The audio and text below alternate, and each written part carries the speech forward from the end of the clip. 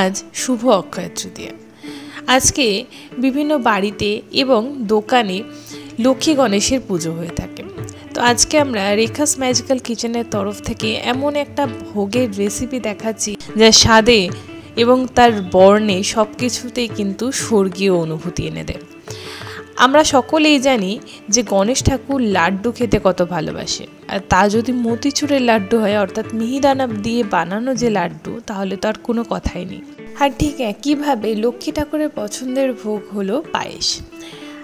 তাই আজ আমরা এই দুটো জিনিসকে একসাথে এমন একটা রেসিপির মাধ্যমে তুলে ধরেছি যা খেয়ে লক্ষ্মী ঠাকুর এবং গণেশ ঠাকুর দুজনেই কিন্তু খুব খুশি হয়ে যাবে। আজকে এই রেসিপিটার জন্য প্রথমেই লাগছে, আমরা কড়ার মধ্যে যেহেতু বললাম আমরা ভোগ বানাচ্ছি, সেই জন্য আমরা এখানে ঘি ইউজ করছি। যদি আপনারা ঘি ইউজ করতে না চান তার বদলে আপনারা সাদা তেলও ব্যবহার করতে পারেন, কিন্তু স্পেশালি এই সমস্ত ক্ষেত্রে এইসব ভোগ বা এইসব কিছু খাবারের ক্ষেত্রে কিন্তু ঘিটাই ভীষণভাবে ভালো লাগে।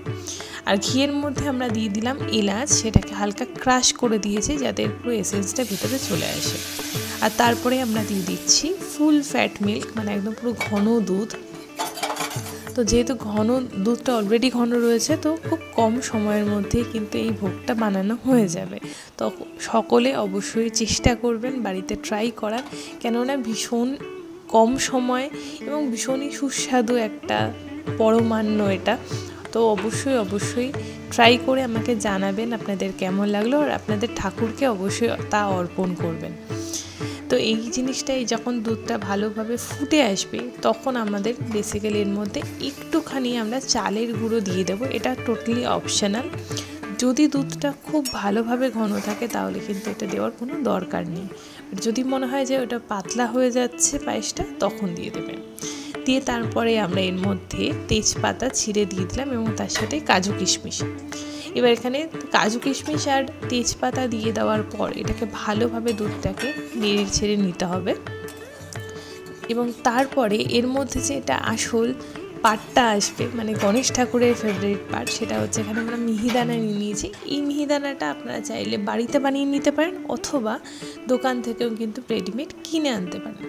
যদি আপনারা চান এই মিহিদানার রেসিপি, তাহলে অবশ্যই কমেন্ট সেকশানে জানাবেন, আমরা সেটাও কিন্তু আপনাদের সাথে শেয়ার করে দেবো। তো মিহিদানাটা এই দুধের মধ্যে দিয়ে দেওয়ার পর খুব বেশি সময় লাগবে না, জাস্ট একবার এটা ফুটে আসবে, এটাকে ভালোভাবে নাড়তে হবে যাতে না দলা পাকিয়ে যায়। দিয়ে আমাদের কিন্তু রেডি হয়ে যাবে এই পরমান্ন স্বাদের, এই অক্ষয় স্বাদের একটা অসাধারণ সুন্দর পায়েস। আর এটাই আপনারা ঠাকুরকে ভোগ দিতে পারেন একসাথে, লক্ষ্মী ঠাকুর এবং গণেশ ঠাকুর দুজনের জন্যই। আর আমাকে জানাবেন আপনাদের কেমন লাগলো ভিডিওটি পছন্দ হলে লাইক করতে ভুলবেন না, শেয়ার করবেন না বা আত্মীয় পরিজন বন্ধু বান্ধব সকলের সাথে। আর এখনও যদি আমার চ্যানেলটি সাবস্ক্রাইব করে না থাকেন তো অবশ্যই সাবস্ক্রাইব করে পাশে বেল আইকনটা ক্লিক করে দিতে ভুলবেন না, এরকমই সমস্ত নতুনত্বে ভরা রান্নার আপডেট আপনার মোবাইলে সবার আগে পাওয়ার জন্য। তো সকলে সুস্থ থাকবেন, ভালো থাকবেন, দেখতে থাকবেন রেখাস ম্যাজিক্যাল কিচেন। আজকের মতন এই পর্যন্তই, নমস্কার।